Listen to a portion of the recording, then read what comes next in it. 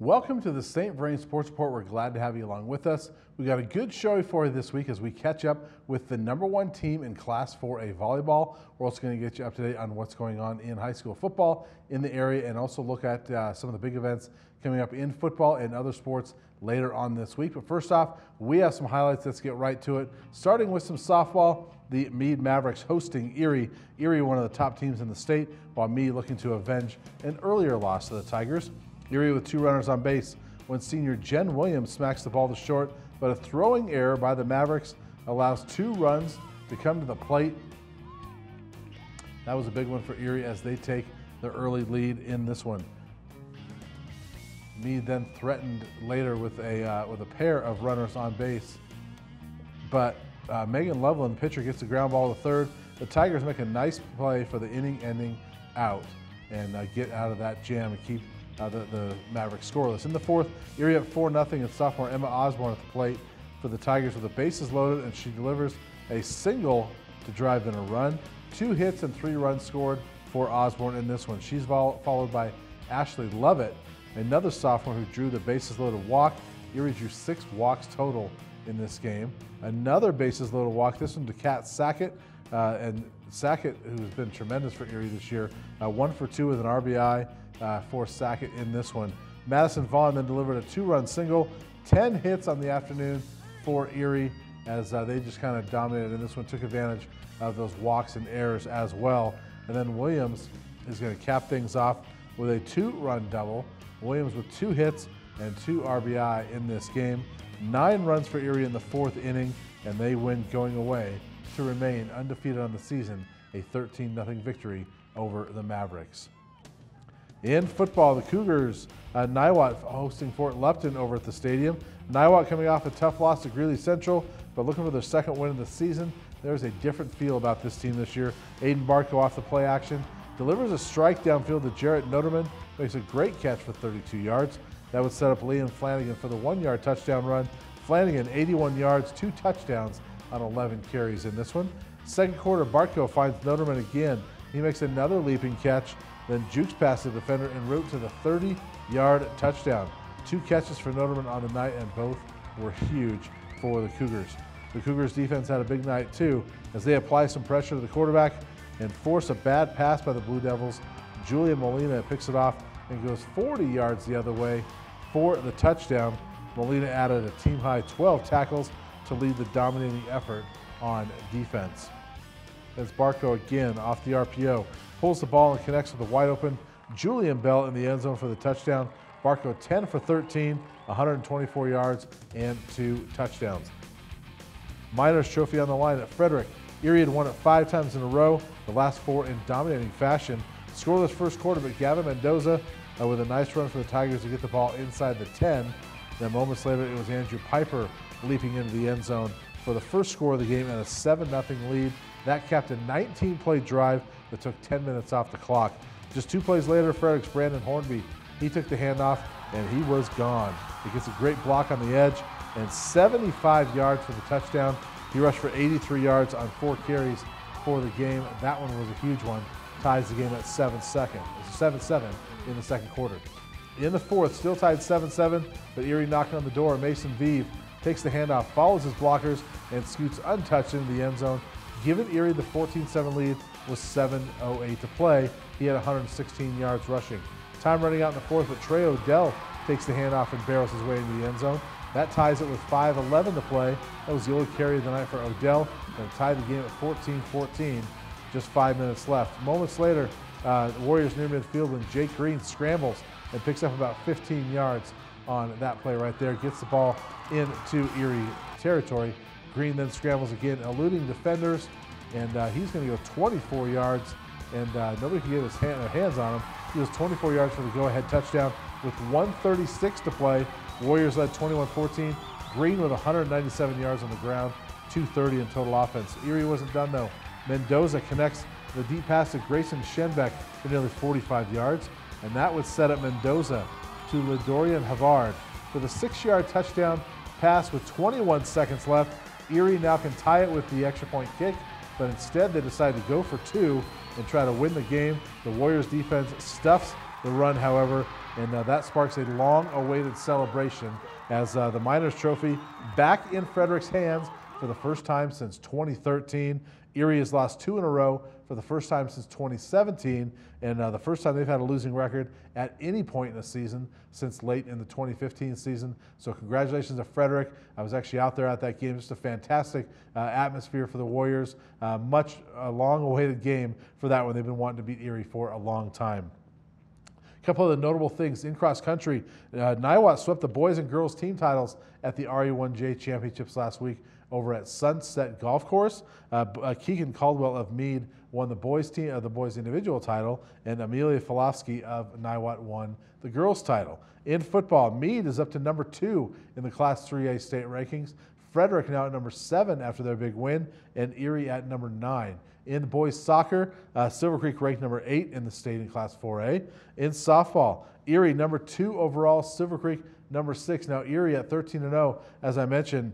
Kat Sackett, 727 batting average, 10 home runs, 32 RBIs. She is just on fire in this season. Madison Vaughn, 575, 9 home runs, 31 RBIs, and Megan Loveland, who we saw in those highlights, 8-0 with a 1.98 ERA, and she's playing great as well for the Tigers. Also in Class 3A, Lions is ranked number 7 in softball, so Lions doing a great job there. In volleyball, there's a couple teams ranked in Class 4A from the area, which we're used to seeing. We're used to seeing Niwot and Longmont up there. Well, neither one of them is in there right now. Meade is the new number 1 team in the state, and Skyline at number 8. The Mavericks, Meade Mavericks, having a fantastic season. I was able to catch up with their head coach, first-year head coach, who is a former Meade High School volleyball player, and caught up with her about the season they're having so far. Honestly, it's been a great season so far, and the girls are just awesome. It's a really, really fun and lively group of girls. They get in here every day and want to work, so that's always a great atmosphere to be in, and that always helps with the fun that happens on the court. So yeah, it's been great so far. It's been really fun, like going from a player to a coach has been really, really weird, but everyone's been super supportive, and all the staff has helped me a lot. And the girls have helped me, and it's just an amazing group of girls. And so it has been very, very fun just learning the other side of the sport that I've loved for so long. Right, I figured that all the girls would find out sooner or later after it was posted and announced, but I told them that it was just something that the stepping stone along the way, and our goal is taking place at the end of the season. And I'm glad that their efforts are being recognized and that they're doing great, but they need to keep in their head that they got to keep working, and this means nothing, and it's just something that we focus on for the rest of the season and accomplish our goal at the end. So. Lots of season left for the Mavericks, but Coach Martinez trying to keep her team level-headed and not get too caught up in that number 1 ranking. They've got a tough one tonight as we do the show against cross-district rival Frederick, but the Mavericks playing some good volleyball right now, and under a first-year head coach, he's doing a great job. So look for Meade to have a pretty good season the rest of the way. Let's turn our attention to football, and let's go back and take a look at the football scores from last week. There's the top 2 scores that we already saw the highlights of. Niwot dominating Fort Lupton, and Frederick getting that win against Erie. Meade 48-7 over Evergreen. Brady Veltine 6 for 10 for 107 yards and 3 touchdowns through the air. He also ran for a score. Porter Easton with a 59-yard touchdown run for the Mavericks in that one. Longmont, a barn burner against Fort Collins, 36-34 in overtime. Sage Yazzie, 10 for 23, 208 yards, 3 touchdowns through the air. He also ran for 125 and 2 touchdowns. Jack Mole, 4 catches for 147 yards and 2 touchdowns. And Lions loses 26-3 to Clear Creek. Frank Percarpio rushed for 132 yards, however, and Alexa Carsell did kick a 32-yard field goal to get the Lions on the board in that one, but they are still struggling to find that first win. Looking for that later on this week.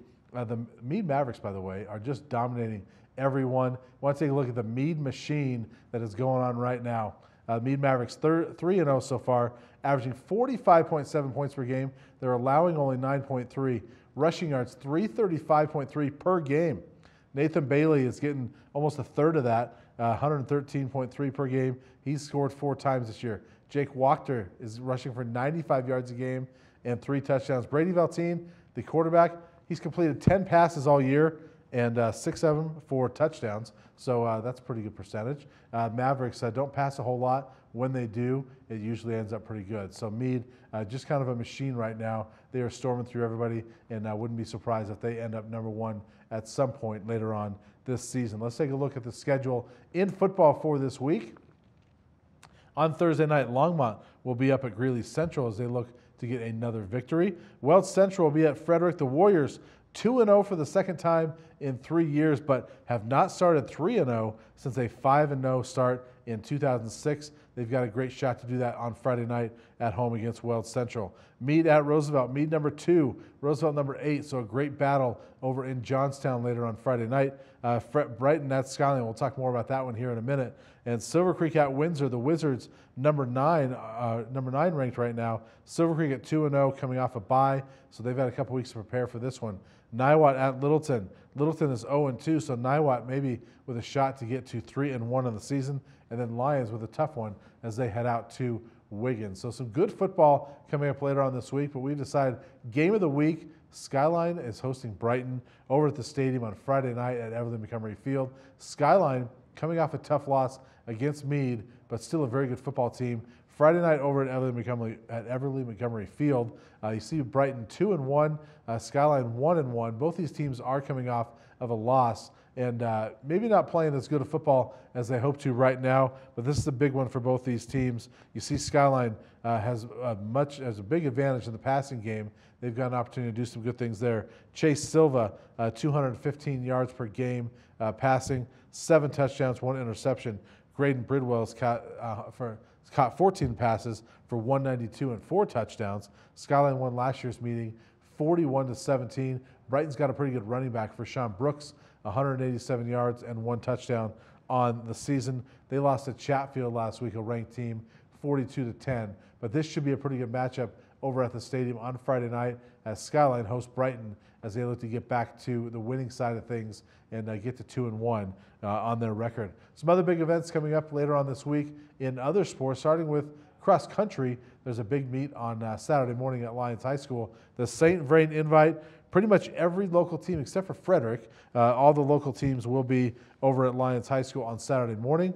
In boys soccer, a good one, Silver Creek at Skyline on Thursday afternoon at 4 o'clock. And in softball, Meade at Skyline on Thursday at 4 o'clock. And on Friday, Niwot at Longmont at 3:30 p.m. Niwot 7-5. Aaliyah McComas, 606 batting average, leading the way there. And Longmont, they are 7-7. Angeline Mitchell hitting over 600 as well. In boys tennis, a couple of cross-district matchups there. Frederick at Skyline on Thursday at 4, and Niwot at Longmont on Thursday at 4 o'clock. And in volleyball, Northridge will be at Longmont on Thursday night at 6:30 p.m. The Trojans looking for a big victory on Thursday night against a conference foe. So lots of big things coming up later on this week, and lots of good football especially. Go check out that Skyline game on Friday night over at the stadium. I want to thank Blaine Robinson and Tim Ellis for getting our video for us this week, as well as Blaine and Don Gurton for all the behind-the-scenes work that they do on this show. Check out bocopreps.com and the Longmont Times Call. They'll get you up to date on everything you need to know here in high school sports. Also, like us on Facebook. Check us out on the web at longmontchannel.com, where you can watch this or any of the programs you like here on Channel 8. And as always, I want to thank you for watching. We look forward to seeing you again next week.